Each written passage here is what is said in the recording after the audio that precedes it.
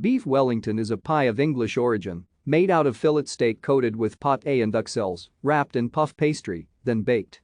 Some recipes include wrapping the coated meat in a crêpe or parma ham to retain the moisture and prevent it from making the pastry soggy. A whole tenderloin may be wrapped and baked and then sliced for serving, or the tenderloin may be sliced into individual portions prior to wrapping and baking.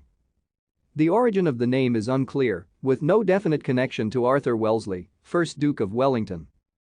Lee Hislop, writing in the Daily Telegraph, observes that by the time Wellington became famous, meat baked in pastry was a well-established part of English cuisine, and that the dish's similarity to the French fillet de bœuf en croûte might imply that beef Wellington was a timely patriotic rebranding of a trendy continental dish.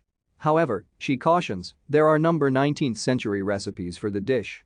There is a mention of fillet of beef, a la Wellington in the Los Angeles Times of 1903, and an 1899 reference in a menu from the Hamburg America line. Thank you for watching.